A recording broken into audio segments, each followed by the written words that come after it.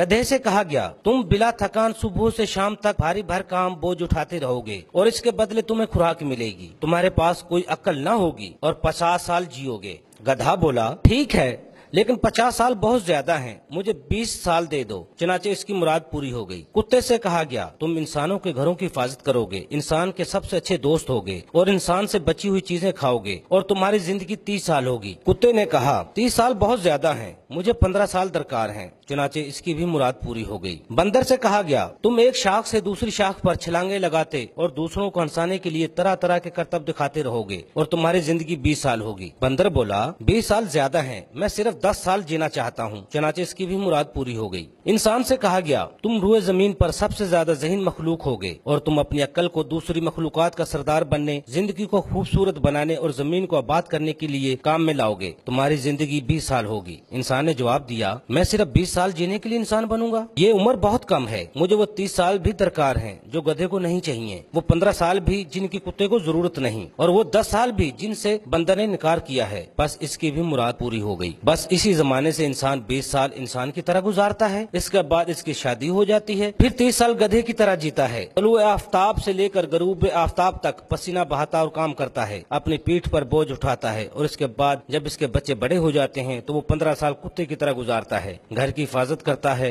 दरवाजे, खिड़कियां और बिजली के बल्ब वगैरह बंद करता रहता है और बच्चों का बचा हुआ खाना भी खाता रहता है। इसके बाद जब वो बूढ़ा और रिटायर हो जाता है तो 10 साल बंदर की तरह गुजारता है, एक घर से दूसरे घर और एक बेटे के पास से दूसरे बेटे और एक बेटी के पास से दूसरी बेटी के यहाँ जाता रहता है और अपने पोते पोतियों को हंसाने के लिए अजीब व गरीब करतब दिखाता और कहानियां सुनाता रहता है। Afzal Ayubi, DMH news, Lahore.